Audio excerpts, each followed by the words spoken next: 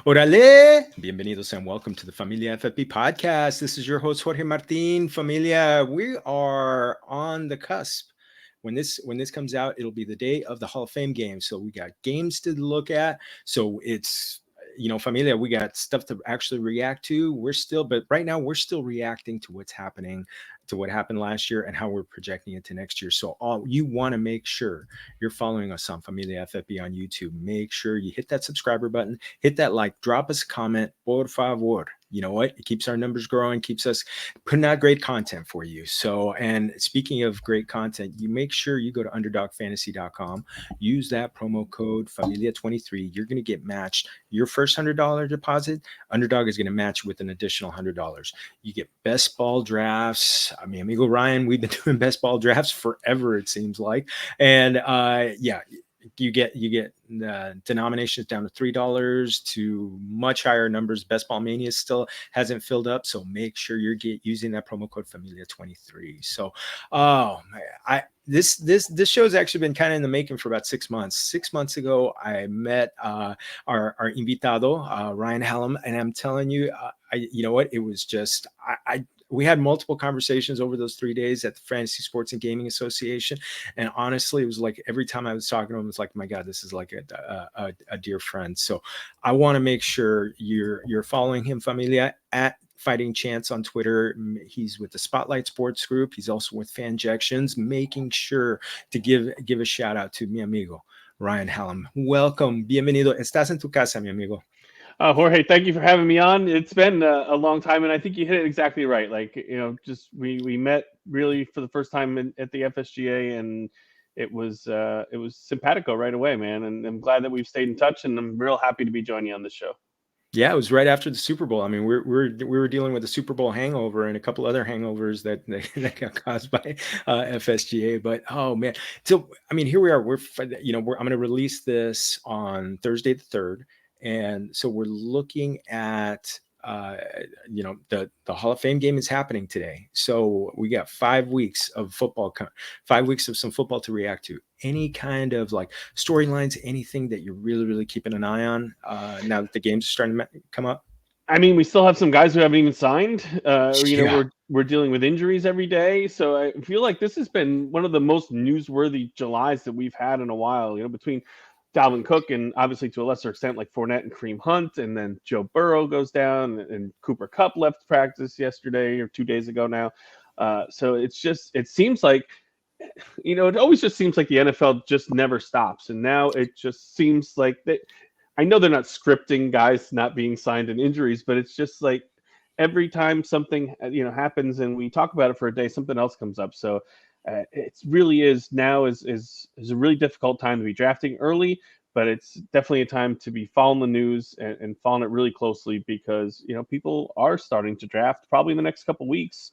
If not, the early birds are probably now. So there's a lot of pitfalls and things to look forward to along the way, and you have to kind of guess of what's going to happen as we get closer. But it is important to remember we do have 5 weeks to go, so you're going to see a lot of minor injuries that people are going to probably overreact to that aren't going to be a thing to worry about by the time the season runs around.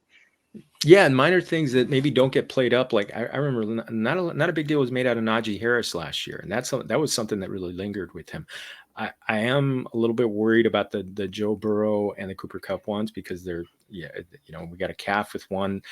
I just happened to be talking to a couple PTs over the weekend at a gathering, and they're like, yeah, those things can linger. And then hamstring. Oh, Dr. Edwin Porras just was telling me that's got like a 33% recurrence rate with Cooper Kupp.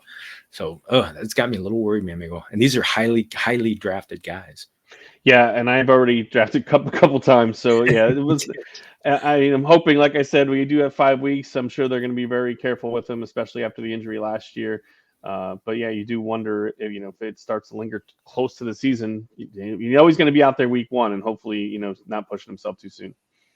Yeah, and it's one of those things, and this is something that any PT and athletic trainer will say. It's like you can't rush Mother Nature. You can't just rush natural healing, and that's what these things need to do. So, hopefully, but these players, they push themselves. So yeah, I'm really hoping. I'm lighting a candle, a veladora. No torn ACL. We've already had enough ACLs and Achilles. Hopefully, all that karma is done, and everybody sits out sits out the exhibition games. Well, maybe just enough to get us to see a little bit of a taste. Yeah, definitely. It's preseason is already a little dull enough if we don't get the starters at all. So we'll see. We'll see.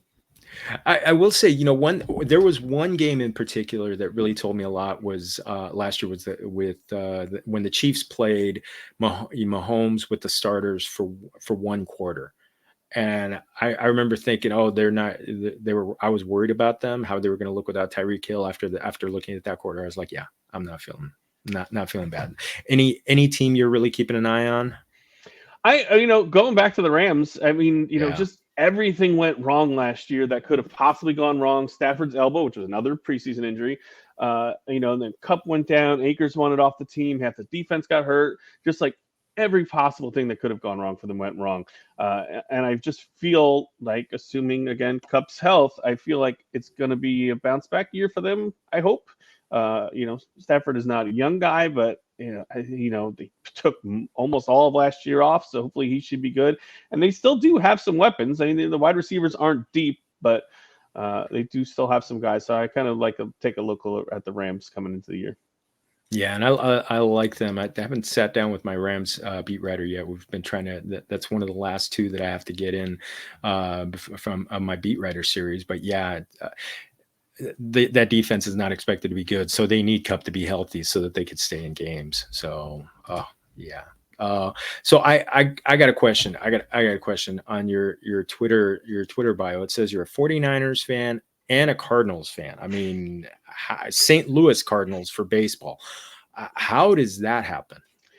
Well, it comes with growing up in New York, and the New York media and the New York fans basically turns you off to every New York team known to man. I was going through high school and college in the '90s Yankees dynasty, so and my father was a Mets fan, so like in my DNA, I hate the Yankees. So for baseball with the Cardinals, I actually did grow up a Mets fan for a while. But as an impressionable younger sibling, my older brother started liking the Oakland A's with the Bash brothers, McGuire and Canseco. So, at least in baseball, I did what he did. I started liking them, and then McGuire got traded to the Cardinals. We followed and have stayed with them ever since. So now it's been, 25, 28 years so that we've been Cardinals fans. The 49ers, I honestly don't remember how I can tell you when I started liking them, but in 1985, everyone liked the Bears. The Bears were just killing everyone, and I was 9 years old. It was the first year I really remember watching football, and everybody root for the Bears. But I remember the 49ers lost to the Giants next year, 17-3, and they lost to the Giants in the playoffs the following year, 49-3. So I know when I started liking them. The only thing I can come up with is my brother's also a Cowboys fan, and the Dwight Clark catch, that always used to really make him really mad. So I'm thinking maybe I went the other way that I did in baseball and went anti him and became a 49ers fan. So yeah, it's a lot of anti New York for me, and then just found other teams.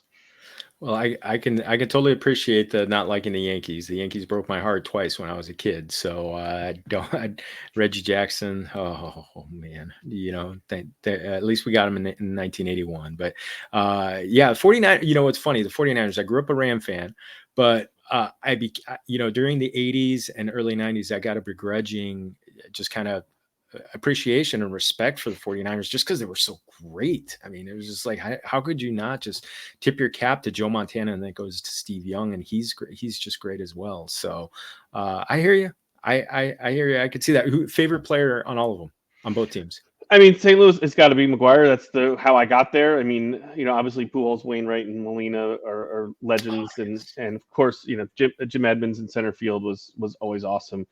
San Francisco's Jerry Rice. Montana was my first real sports hero, but Jerry Rice was just the best of the best. Guy. And they always talked about the mountain he used to run up to train, and how the kids would come up and they could never hang with him. Like, he just did everything the right way, and was always a guy. I mean, still follow on Instagram. He still just seems like the coolest guy.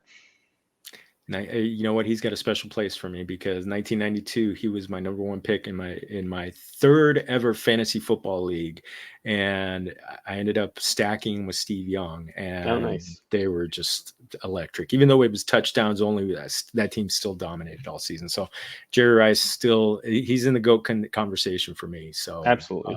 absolutely, I'll put him up with I know the Brady people to a little bit neighboring to you might have something to say, but yeah, Jerry Rice is a football player. Brady's a quarterback, so a little bit There of a you go. difference. So, what was baseball or football your first love?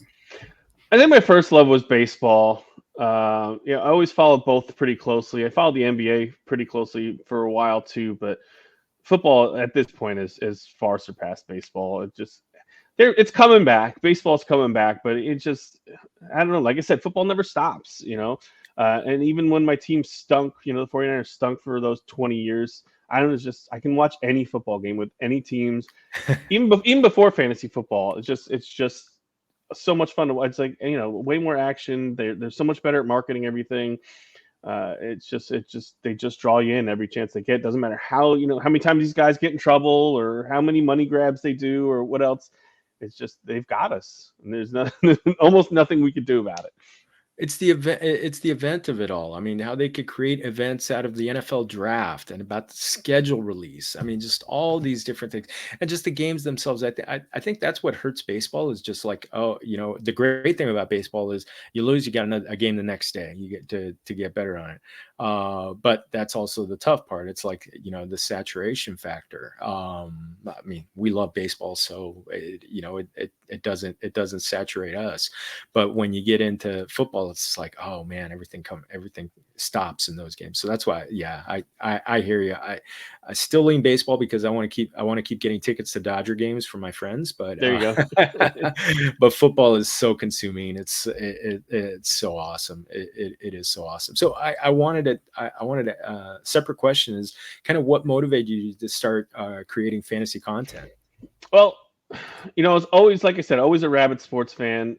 My dad didn't teach me about cars. He didn't teach me about fixing things. Like we were sports fans. That's in our house. I collected cards. Like I know everyone's number. I knew their stats. Like I just dove into it as hard as I could. So when I learned about fantasy, of course, that was pretty much the same thing. And I had a cousin who I gave advice to, and he told me he's like, "Oh, you should start a blog," and I had no idea what that was, and that was probably 2002 maybe. So I looked into it. I started a WordPress blog myself, and that was Fighting Chance Fantasy, and that's how I got started. And all these years later, I'm still at it and still loving it. And that's like it just never stops. It's just I bowed out a couple times, life events and things where I had to back away, but I could never get it out of my system. Wow, wow. So is that blog still findable? It is, yeah. Brian Drake, who I think Oh he's yes. he's Uh-huh. doing it. Yeah, I had it up to about 8 to 10 people at one point before Fantasy Alarm kind of brought me back and became full time, and then I had to let it go because that would be stupid to say no to. But yeah, Brian Drake and a bunch of other guys still do it, and I know there's less content. He does a lot of podcasts, but yeah, it's still Right. there. FightingChanceFantasy.com. Check it out. What they really like to do is grab new young people, give them a chance to start, and they find some. Dwayne McFarland, who does a lot of great things. He started there. Casey Kasem started there. Kevin Tompkins started with me.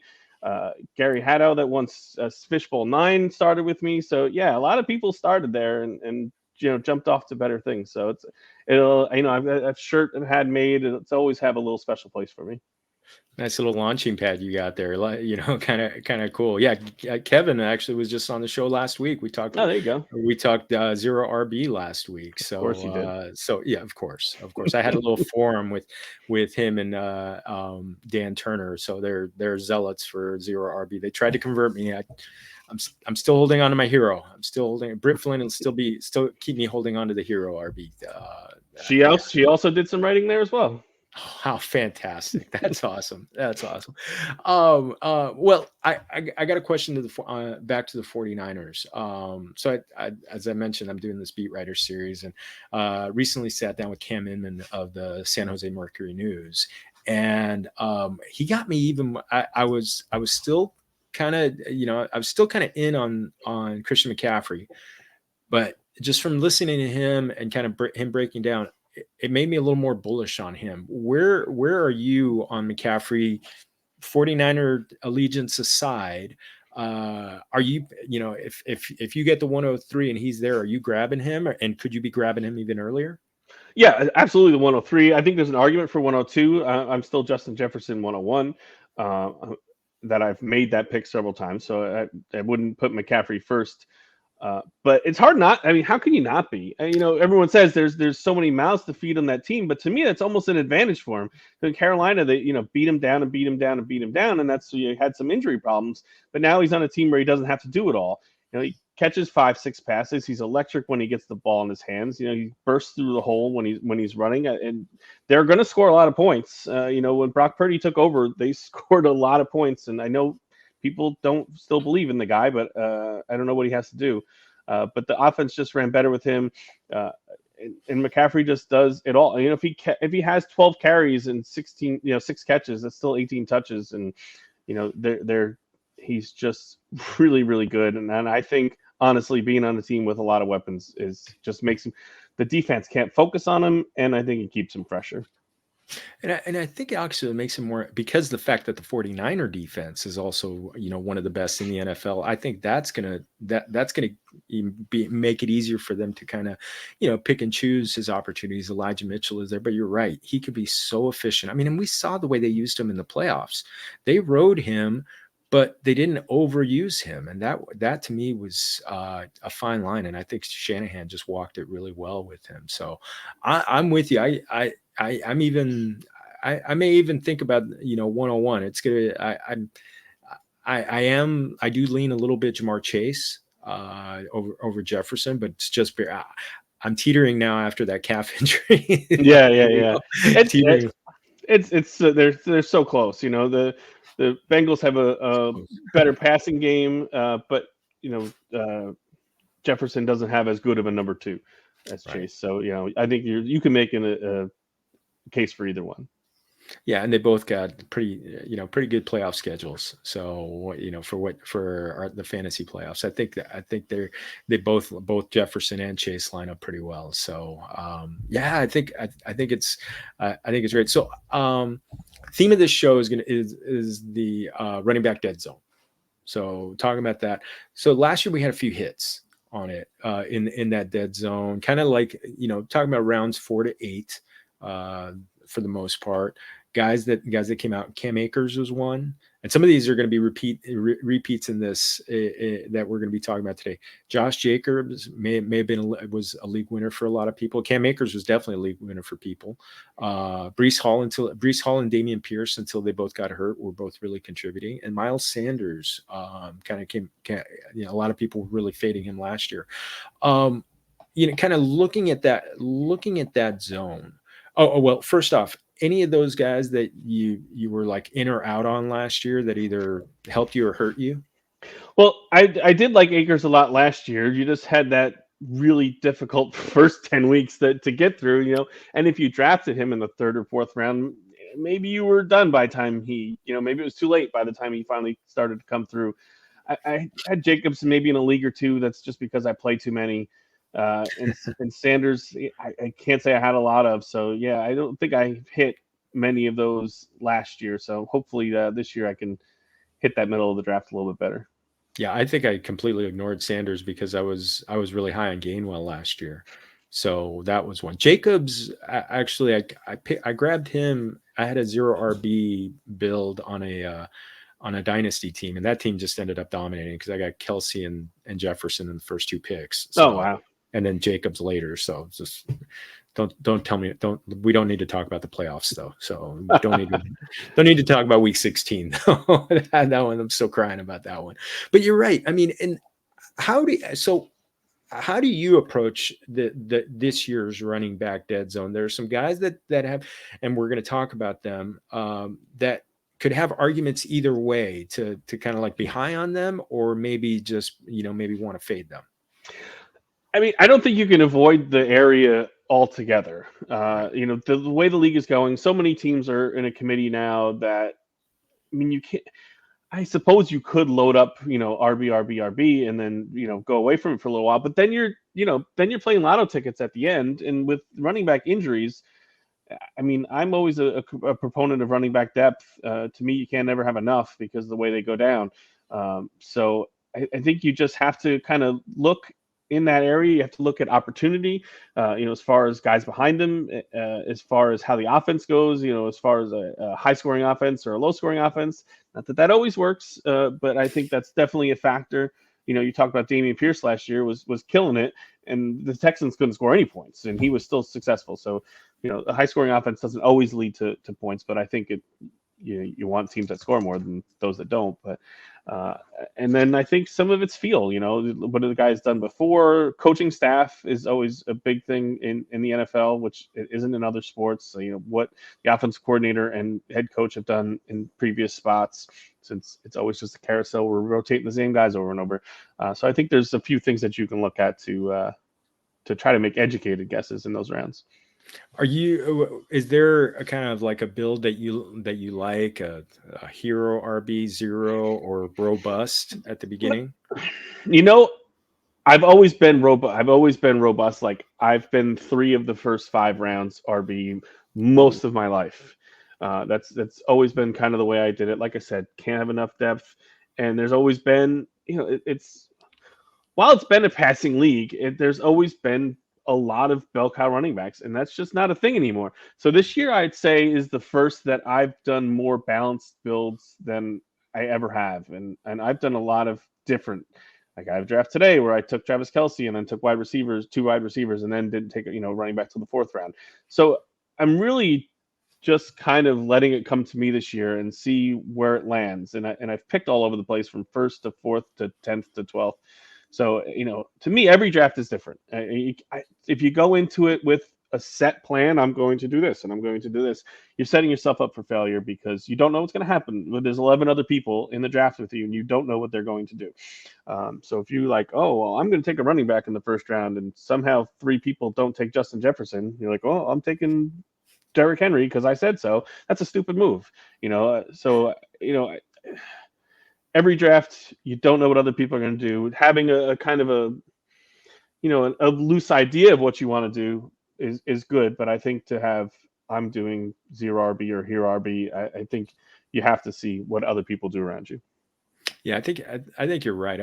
I feel like the first couple rounds determines how you're gonna go with it, kind of like how everything falls. Because you're right, if a Jefferson or Tyreek Hill falls to like 7 or 8 or something like that, and you're kind of weighing a couple of decisions there, or Travis Kelce somehow falls to the 12th pick, then you really got to make some gigantic decisions and kind of pivot off of that. So I totally agree. I think it's every draft is going to be a snowflake. So I will say, though, I would not. You had Kevin Tompkins on the other day. You put me next to him. I would never do zero RB. To me, I think that's the stupidest thing. I really do. I mean, I know the NFL's pass heavy, but I mean, I don't care how good the wide receivers are. You're starting, Jerick McKinnon and Jamal Williams to start the season, and then hope, if it works, you hit something, you hit luck with either a late round pick, or you hit the waiver wire right. I mean, to me, it's just, I think it's dumb. To be frank. And we both have strong feelings for Kevin. So right. you know what, I can't do it consistently.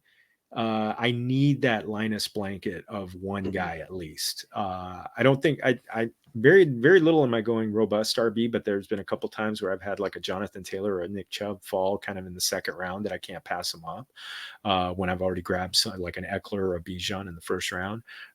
So but yeah, a lot of times it's like I need that one guy to hold on to, and it's like I'll load up on receivers after that, but I need that one anchor guy, for lack of a better term. I also think that we find more wide receivers in free agencies during the year than there are running. Like, there are some injuries at running back. 2 years ago, there really wasn't very many at all. So then what are you doing? You're playing rookies and hoping, or you're hoping for an injury every week, which I don't know. To me, it's not a great way to play. And I also, and again, I mean, I saw a lot of a lot of good arguments. It's just I don't know if I want to hit the waiver wire that hard. I don't know if I want to like play mix and match and kind of be really uncomfortable with the way my running back room looks. It's like, oh yeah, my wide receivers look fantastic. I've got Travis Kelce on top of it, but I just there's some sort of security that needs to happen in those two slots. Maybe because we're older and it always was running back heavy. Maybe we just never, joined the cool kids crowd. I don't know, but I'm with you.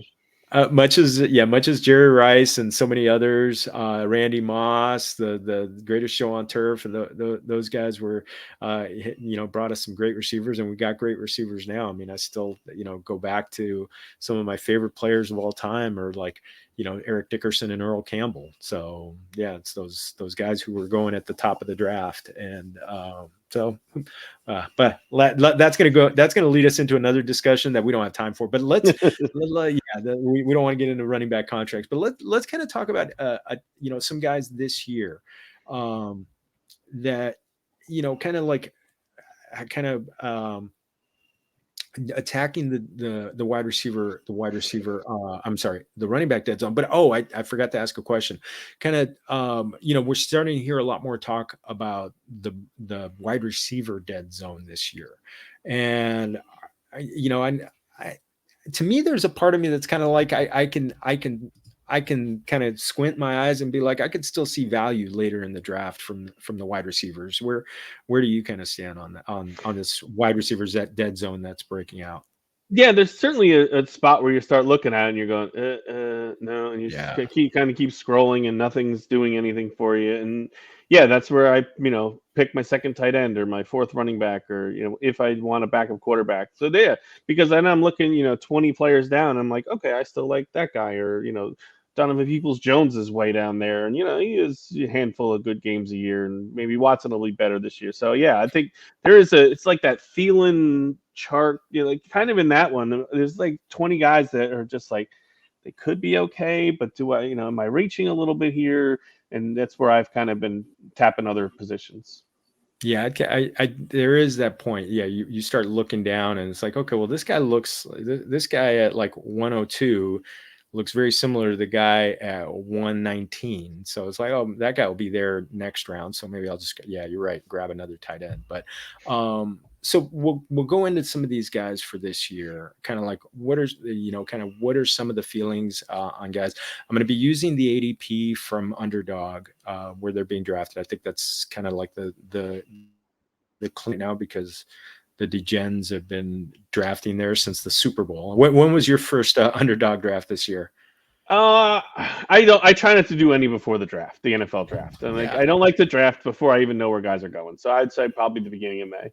That's I think I did my first. I think I started mine just ceremoniously on Cinco de Mayo, just for just for grins. Yeah, I could, and plus I wanted to get through baseball drafts and get a little baseball under me before I started diving into that. But well, one guy who is kind of a little bit polarizing is Travis Etienne.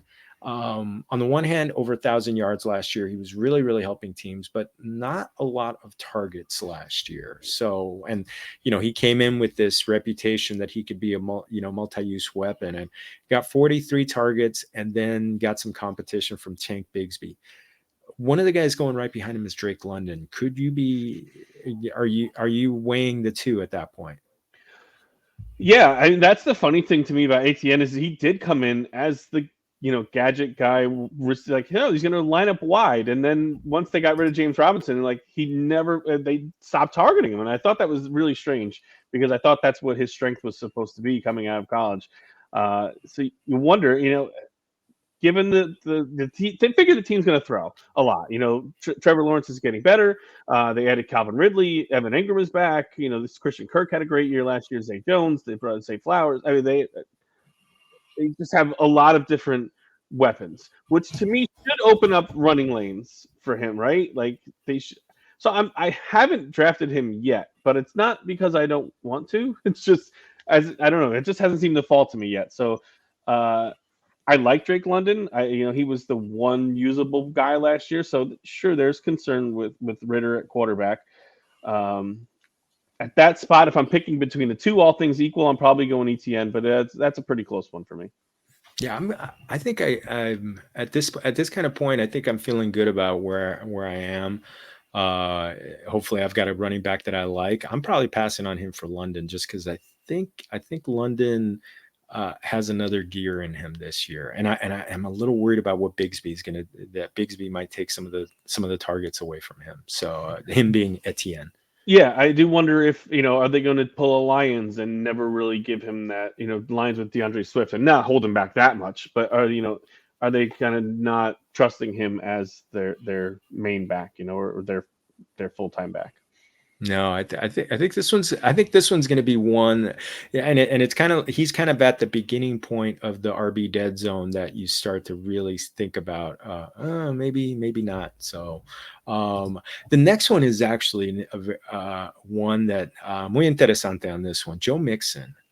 He had that 5 touchdown blow up game. There was 51 points, but he didn't get close to 1,000 yards. He got just over 800 yards. Had a good season receiving. You've got McLaurin and the new Tennessee Titan DeAndre Hopkins coming in behind him on the draft board. How are you approaching him?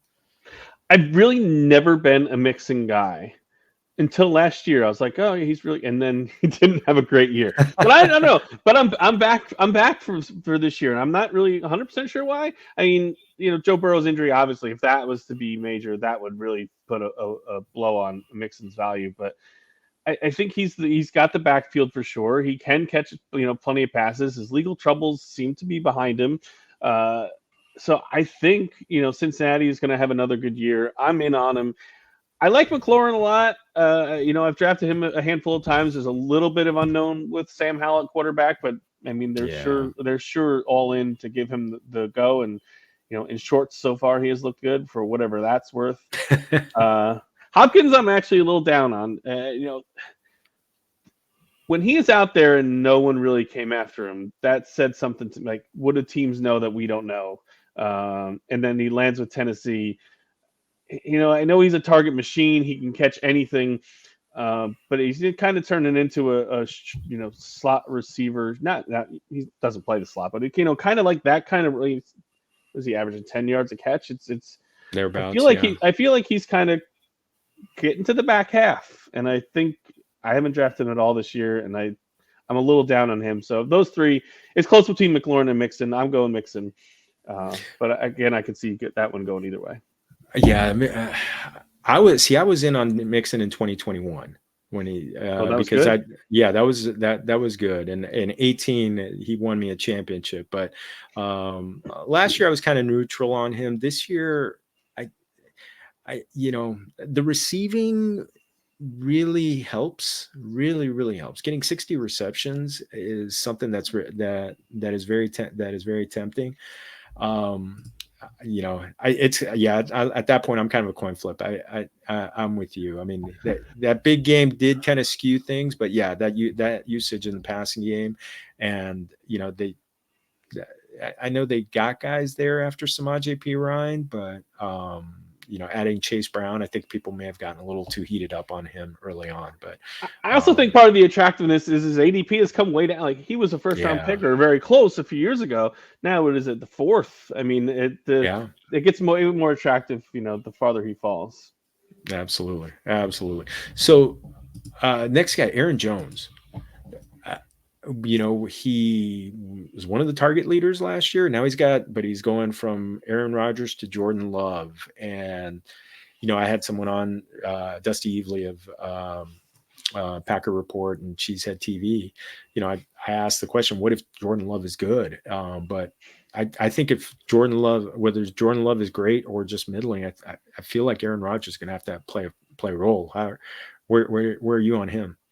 Yeah, I mean, even if Jordan Love isn't great, Aaron Rodgers was not good last year either. So it's kind of similar. Even if they get similar play, uh, I feel like I come kind of a little bit more down on Jones every year.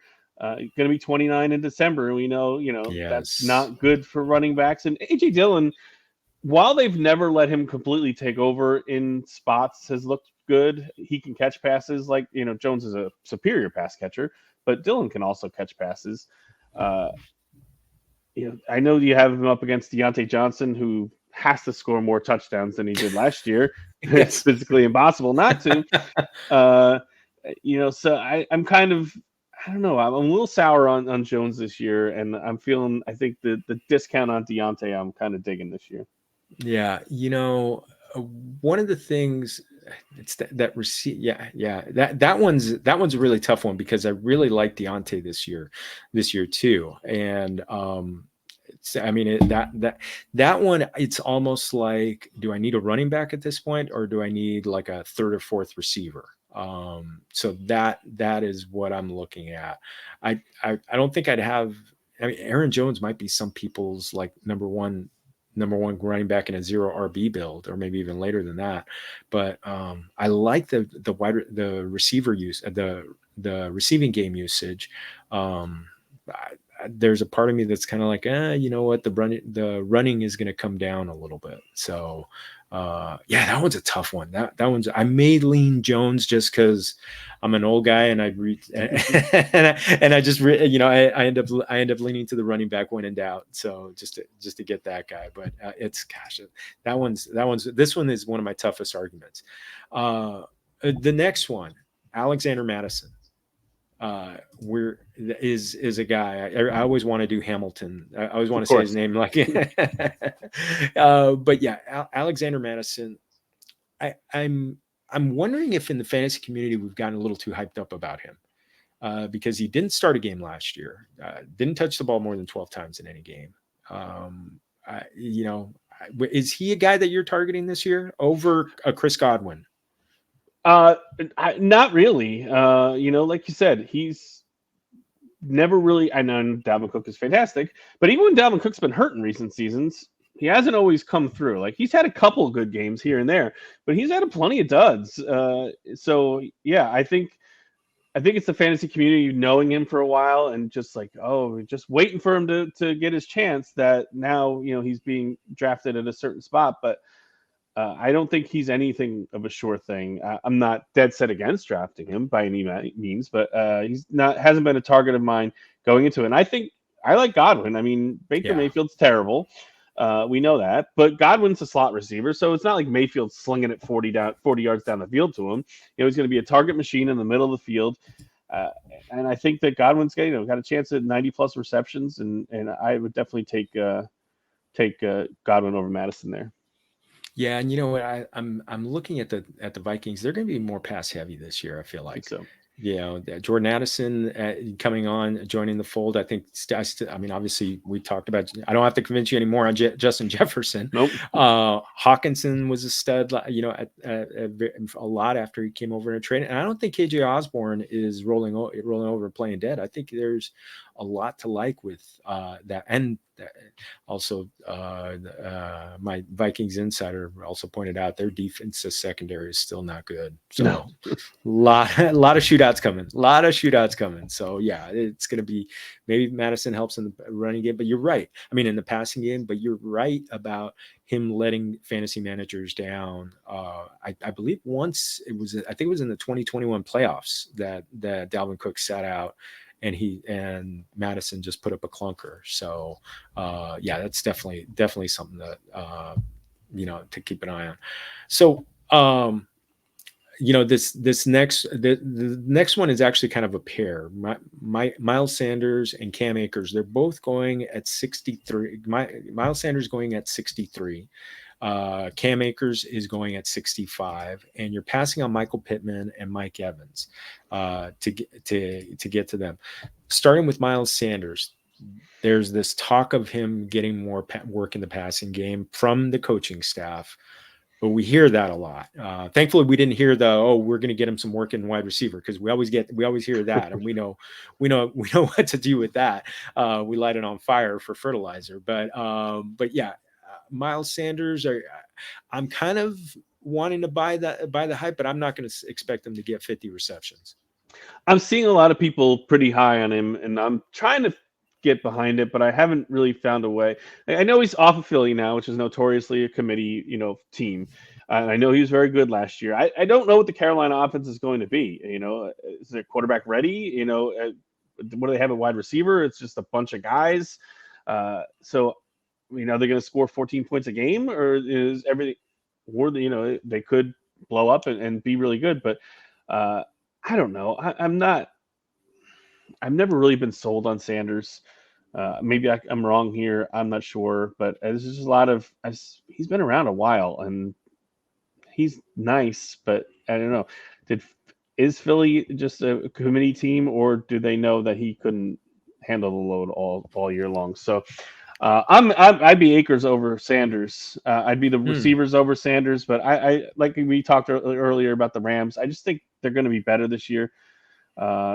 Akers, you got to figure he's motivated, right? Like after he's like trying to get off the team, and then they didn't let him go, so now he can't like pull that twice. Like he's got this team. I'm sure they tried to trade him and they couldn't, but like it kind of gave him another chance, and he came through. And they were just so bad last year. No one stepped up when he was out at all. Kyron Williams is okay, but you got to figure it's his backfield. He can catch some passes. He's got some nice knack around the goal line to punch it in. Stafford's not running it in. So he doesn't have to deal with that. Like Buffalo, guys in Josh Allen and Jalen Hurts and that kind of thing. So I like Akers. I'd take him.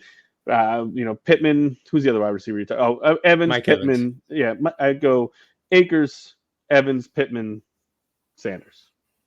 Well, okay, I could see that. I could see that. I mean, the one thing that kind of sheds a light on Miles Sanders is really, I mean, Chuba Hubbard's the next guy. Yes. And I don't know. I don't know if I don't know if he's more than a changeup guy on that thing. You're right. But Cam Akers, when going back to the Gurley days, they haven't had like one guy, and Cam Akers, he's far enough away from the Achilles injury. Maybe they fortified the offensive line.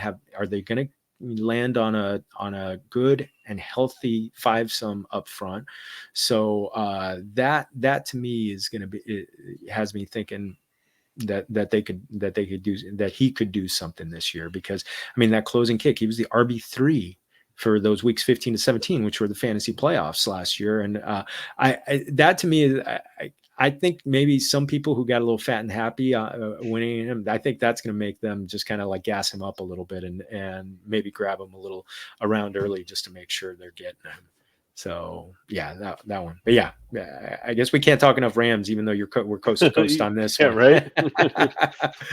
Dameon Pierce was one of my guys last year, and but now he's got and he was he was number 5 in yards after contact this year, and that was with him missing the final 4 games of the season with a sprained ankle.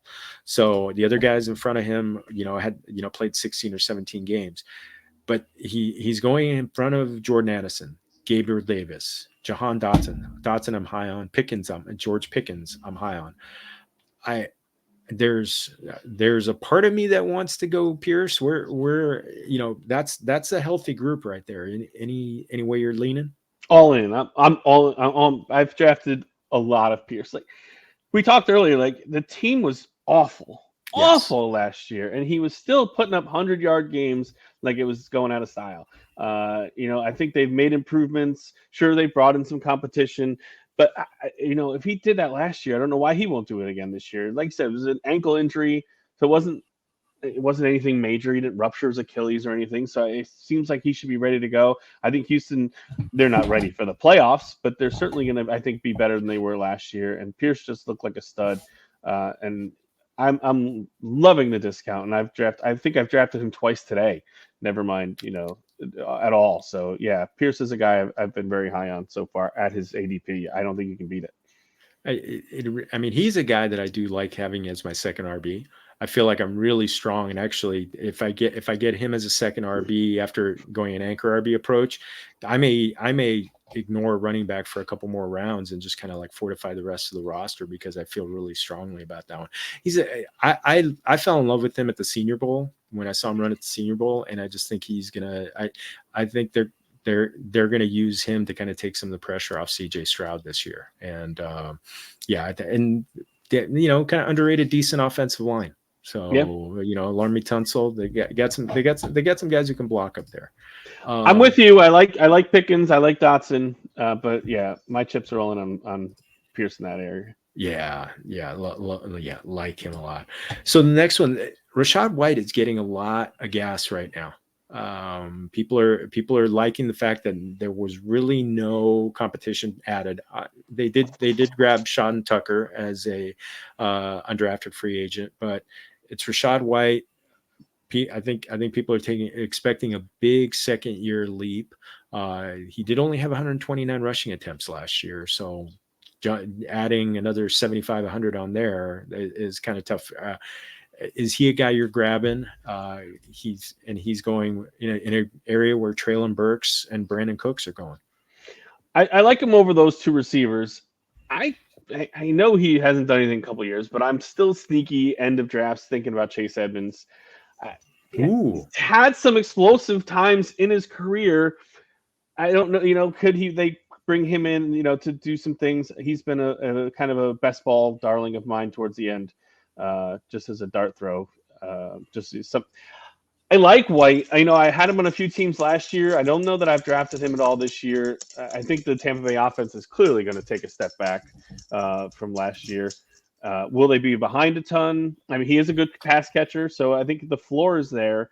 And I do like him better than the receivers.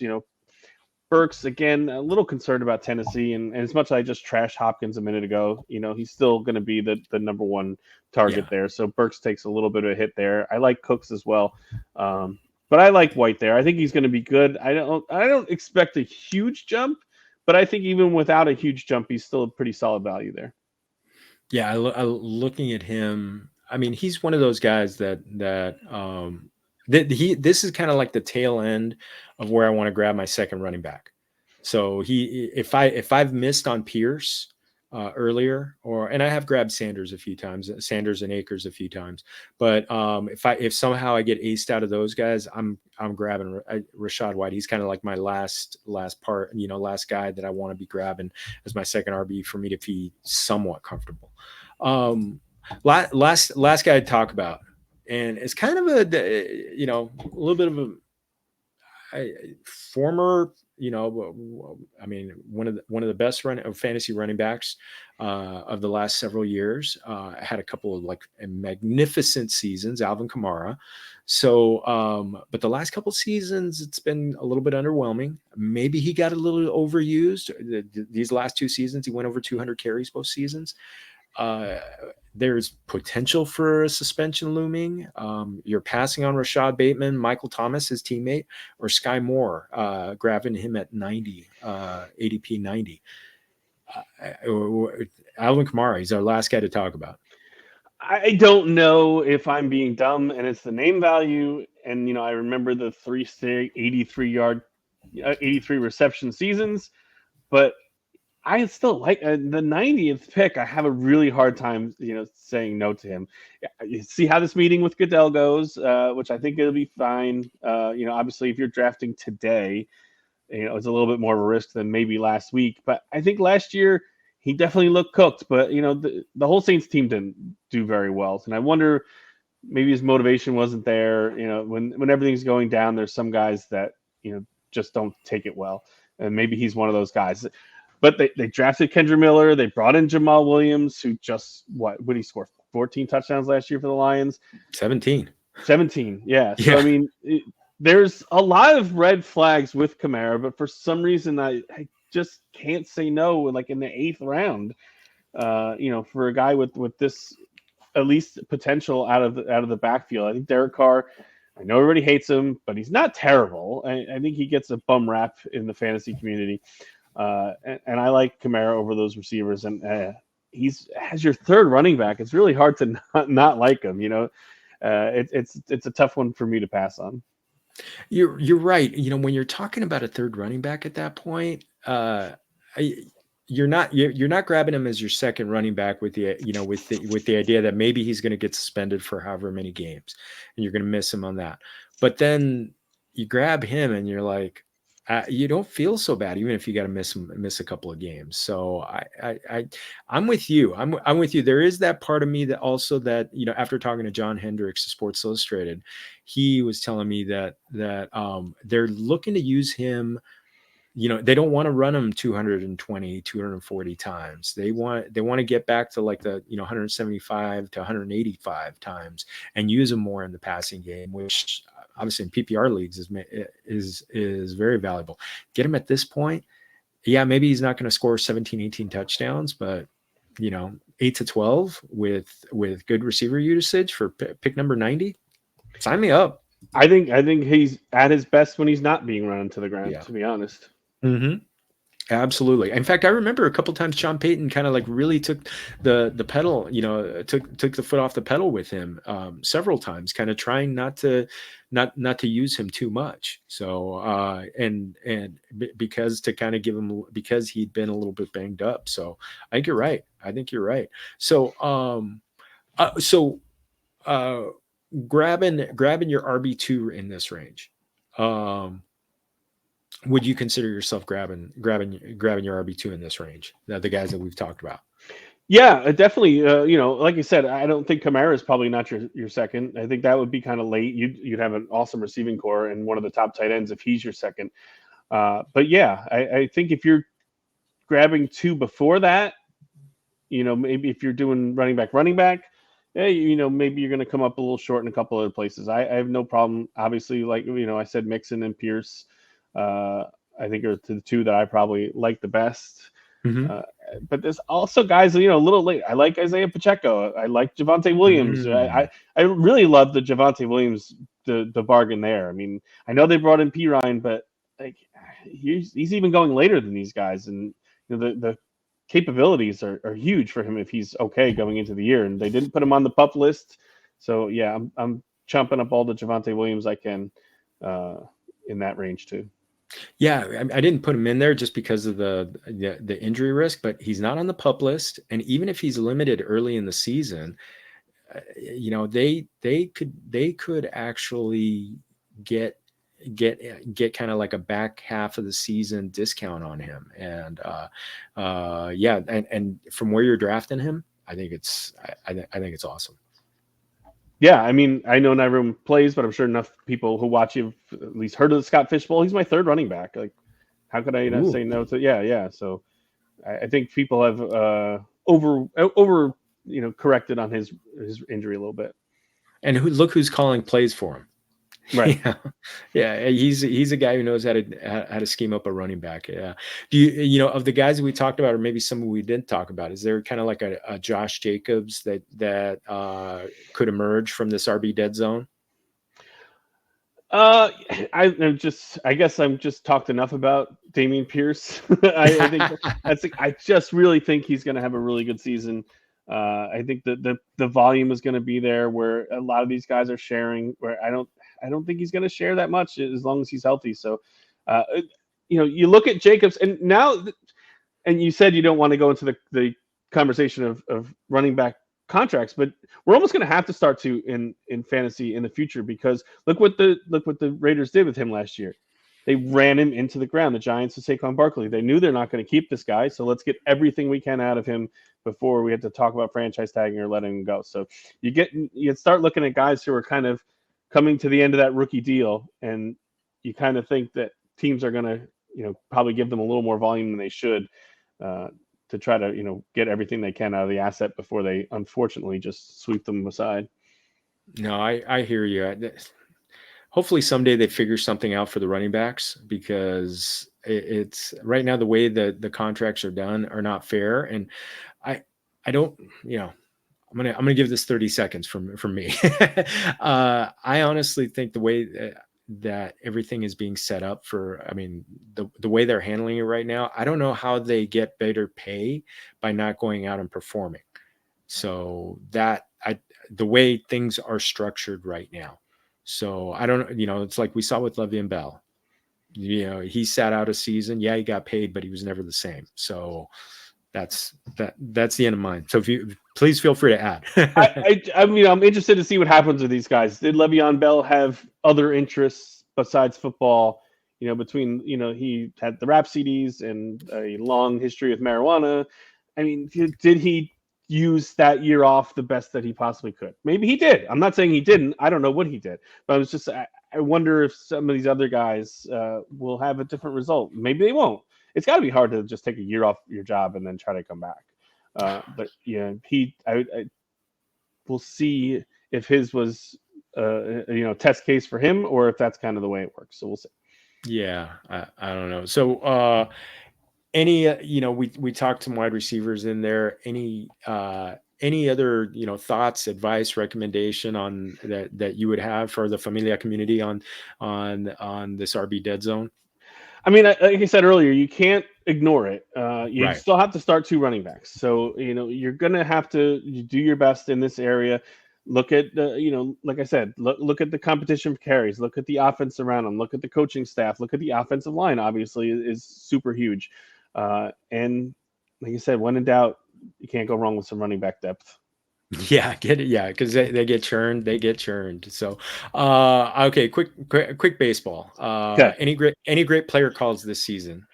I had it hasn't been my best year. I had Josh Young in Texas is a guy who's been on a bunch of my teams. Got hurt before his rookie season. And I was like, well, I don't know why he's going discounted now that he's healthy. Estri Ruiz, obviously, he's on a DL right now, but has stolen a ton of bases. And a late pitcher who is also just coming back from injury, but Merrill Kelly in Arizona has been good for me towards the end of, dollar players in auctions and cheap towards the end of drafts. So those are 3 that I've done fairly well with this year. Yeah, I tell you, well, the one guy I felt good and he's surpassed everything I could have expected from him was kind of like a hold on Ronald Acuna and still believe. No, God, yeah. What he's doing is ridiculous, though. Unbelievable. Yeah. I'm like, he's got me cash. I mean, he could steal 70 bases and hit, close to 40 homers. It's just video game numbers. It really is. It really is. Zach Gallen's been a guy that I've been kind of like. He's had some clunkers of late, so he's been one. But actually, where a couple of things that have really helped me is just some young guys coming up. Matt McClain for the Reds was a guy. One of my leagues, my NL only league, drafted him, and he came up and he's done well. And holding on to Ezekiel Tovar, just kind of believing in him. So. Those guys. Yeah, I'm a big prospect hound. Good to know. It's been a good year. So feel free to ask me anytime. I will. Mostly National League, more national, better with National League guys. Though this year it was really good to believe in Baltimore. Yeah. So, God, man, that's spectacular. So, and we're doing this after the trade deadline. Cardinals. Where do you feel about what they did? They're sellers, which they should be because they're 14 games under 500 or so. And it didn't sell off any piece that I really saw as something of the future. Jordan Hicks is likely to go up 3 runs as he is to strike out 3 guys. Paul DeYoung, he was in the minors last year. He's at 150, and he can pop a bunch of home runs, but then he's going to strike out for a week. They got rid of Jordan Montgomery, who was a nice piece for them, but they picked up last year at trying to make a run, and he wasn't going to be part of their future. So I don't think they got any great thrill of a prospect back, but it was guys that probably weren't going to be on the team next year. So to get anything back, you're pretty happy with, and if one of them pops through, you're happy. I'm just glad they didn't trade him. There was little rumblings of trading Nolan Arenado, which I think would have been a mess. They've blown like 30 saves this year. If they convert half, they're in first place. So it's not like the team is bad. They really need starting pitcher and they need to find a closer, but their offense is still fantastic. Yeah, you're right. I wasn't believing that whole Nolan Arenado to the Dodgers. I wanted to see it as a Dodger fan. I mean, look, there you go. It's a St. Patrick's Day shirt, but no, I didn't believe it. I mean, it's like that. He's one of the elite players at one of the hardest positions to find elite players, and he's still in his prime, and he's a guy who's going to age gracefully. So and he's a really good clubhouse guy. I will say the rumored haul that I saw that the Dodgers were going to give up, I was like, that's not that bad. I mean, it was 3 of your top pitching prospects and a couple of position. I mean, as much as I wouldn't want to, if that's what they got back, I probably would have been able to swallow it. Yeah, I still no. So I get you. Yeah. So shout out to my buen amigo Tom Davis, biggest Cardinal fan I know, and he texted me a whole bunch saying, with a lot of angry emojis on everything. So It's been a rough year. a little rough, a little rough. Well, we're gonna close on a not so rough, not so rough. I always love, this being Familia FFB, I always love to work into Mexican culture, and the greatest place to start is food. So I'd love to know favorite Mexican foods, any places you want to give a shout out in your neck of the woods, Oh, taco types. Casa Oh, Villa is my favorite. That was like during the pandemic. That me, my wife, and my kids all really love Mexican food. So, when we were down to only taking takeout, we're like, okay, we're gonna go there every week because if some place is gonna make it out of this pandemic, this is where we wanted to make it out of. So we made a point to get takeout from there once a week. And they were very, generous with the margaritas because we were allowed to take those to go during COVID. So it's a very nice family-owned restaurant with great people that pretty much know what we're going to order when we come in, and it's just yeah. So I love Mexican food. I like flour tacos to corn, which probably makes me a terrible person. No, I thought corn was like the official Mexican taco. they're both great. Okay, I enjoy, corn is the one I want to, I eat them both. Corn I eat for, when I want to be sensible. Flour is almost like a treat. gotcha. So, and I will say homemade either and handmade either one that comes straight off of the griddle, the comal, as we say in Spanish. There's few things better in life. Homemade corn or flour tortillas, just coming right off. Oh, fantastic. So Yeah, I'm not going to judge you. I'm not going to judge you on any tortilla types. oh, good. Okay, because I thought that was judgeable. I didn't know, but yeah, the local place, their steak tacos are just out of this world. I don't know what they put in the meat, but they are just spectacular. Can't go wrong with a shrimp taco. All the enchiladas, and just yeah, give it all to me. Oh, mi amigo, that's fantastic, fantastic. So, uh, I wanted to ask one thing: the fighting chance, your fighting chance handle, where did that come from? That came from the blog that I started, Fighting Chance Oh, Fantasy. I was actually a late arriver to Twitter. I thought at first I was like, "This is stupid," and I didn't do it. I was when Fantasy Line first started. I was monitor their Twitter feed on Sundays. Answer the questions, the lineup questions coming into it. But I'd never had started my own thing until like a few years later, and I was back on my own blog. So Fighting Chance, yeah, comes from the blog that I started. Now it's been so long that I don't want to change it. it's your brand. It's your brand. So, and hey, I can't wait to see you at the Fantasy Football Expo. Oh, can't wait. Stuff that we got coming up. Other than us celebrating your birthday on the first night. Yeah, definitely. It's next Friday. It's my birthday. Driving to Canton to hang out with you and all my other great fantasy football friends. That party in the first night in the field. I can't wait to get back out there again. Hope the weather's going to be good. Other than that, man, I've had a really busy summer. I was at the FSGA in Cleveland in June. A couple days later, I went with my wife to a work conference. We went on family vacation like 9 days later. I just planned the Scott Fishbowl New York City draft a couple weeks ago. And me and my wife are involved in the local SPCA, the animal shelter. We just did a charity golf tournament. We organized that. That was just last Friday. So after the expo, I'm just gonna sleep for a week and a half and get ready for football season. But I think I'm home for a while after Canton. It's been a whirlwind 10 weeks or so for me.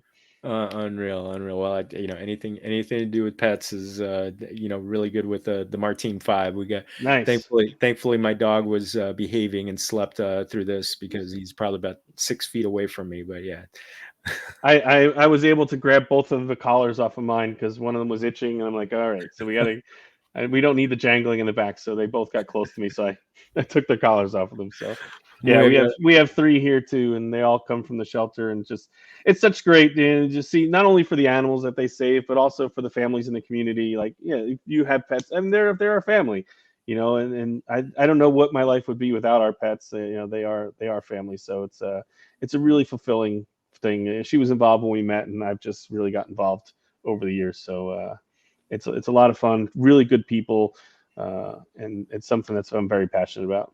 Oh, fantastic, mi amigo. Fantastic. Yeah.